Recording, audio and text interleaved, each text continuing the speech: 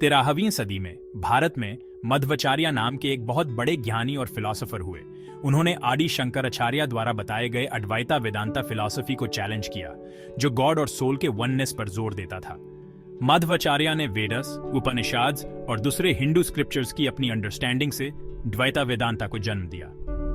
ये विचारधारा, जिसे तात्ववादा भी कहते हैं, गॉड, खास तौर पर विष्णु, और इंडिविजुअल सोल, जिसे आत्मान कहते हैं, में बेसिक डिफरेंस बताती है। द्वैता, जिसका मतलब है डुअलिज्म, इस फिलॉसफी का आधार है। यह सुप्रीम रियलिटी, विष्णु और इन्फिनिट इंडिविजुअल सोल्स के बीच के इटर्नल डिफरेंस पर जोर देता है। मध्वाचार्य ने कहा कि यह डिफरेंस कोई इल्यूजन नहीं, बल्कि एक इटर्नल ट्रूथ है। यह अद्वैता वेदांता से अलग था, जो परसीव डुअलिटी को माया या इल्यूजन का नतीजा मानता था।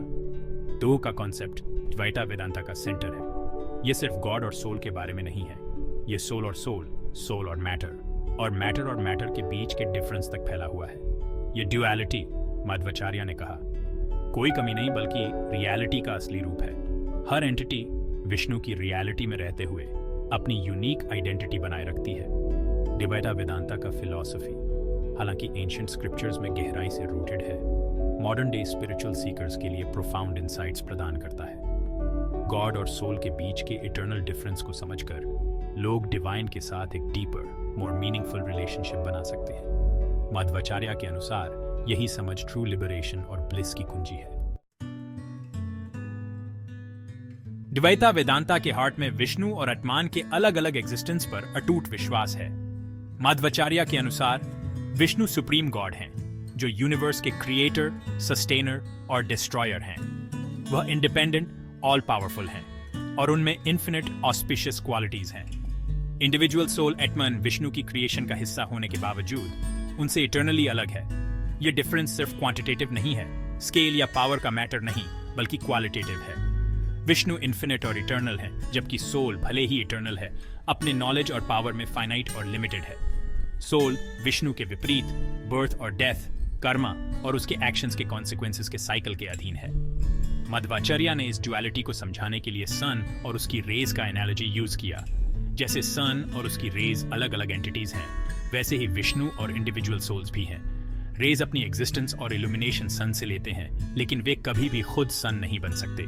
इसी तरह सोल्स अपनी एग्जिस्टेंस विष्णु के कारण है, लेकिन वे उनसे इटर्नली अलग रहते हैं। द्वैता वेदांता के अनुसार यह फंडामेंटल डिफरेंस रियलिटी की नेचर और लिबरेशन के पाथ को समझने के लिए क्रूशल है। अपनी इनहेरेंट लिमिटेशंस और विष्णु की इन्फिनिट ग्रेटनेस को पहचान कर हम ह्यूमिलिटी और सरेंडर की भावना पैदा करते हैं, जो स्पिरिचुअल प्रोग्रेस के लिए एसेंशियल क्वालिटीज हैं। यह अंडरस्टैंडिंग भक्ति या डिवोशन के कॉन्सेप्ट का भी बेसिस बनती है, जो द्वैता वेदांता में एक इंपॉर्टेंट रोल निभाता है।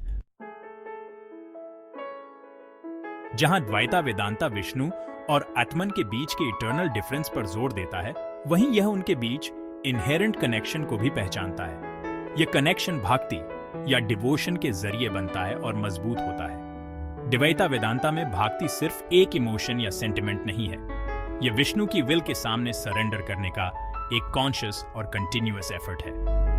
भक्ति में विष्णु को सुप्रीम लॉर्ड, सभी एग्जिस्टेंस के सोर्स के रूप में पहचानना और अपने ईगो और डिजायर्स को उनके सामने सरेंडर करना शामिल है। इसमें लव, रेवरेंस और विष्णु पर कंप्लीट डिपेंडेंस का एटीट्यूड डेवलप करना शामिल है। इसका मतलब फेट को पैसिवली एक्सेप्ट करना नहीं है, बल्कि यह डेडिकेशन के साथ अपने कर्तव्यों को निभाने, अपने एक्शंस के फ्रूट्स विष्णु को ऑफर करने के लिए इनकरेज करता है। लाइफ के चैलेंजेस के सामने भक्ति स्ट्रेंथ और सॉलिस के सोर्स का काम करता है। यह लोगों को अपनी लिमिटेशंस को पार करने और विष्णु की ग्रेस और कंपैशन का अनुभव करने की अनुमति देता है। सिंसियर और अनवेवरिंग डिवोशन के माध्यम से सोल धीरे धीरे अपनी इंप्यूरिटीज को दूर करता है और विष्णु के करीब जाता है। हालांकि लिबरेशन में भी सोल अपनी डिस्टिंक्ट आइडेंटिटी बनाए रखता है। अद्वैता वेदांता के विपरीत, जहां लिबरेशन को ब्राह्मण के साथ मर्जिंग के रूप में देखा जाता है, द्वैता वेदांता का कहना है कि लिबरेशन में इटर्नली विष्णु की प्रेजेंस में रहना, उनके ब्लिस और ग्लोरी का अनुभव करना शामिल है। इसलिए भक्ति सिर्फ एंड पाने का जरिया नहीं है, यह अपने आप में एक एंड है, विष्णु के लव से मिलने वाले परपेचुअल जॉय और फुलफिलमेंट की स्थिति है।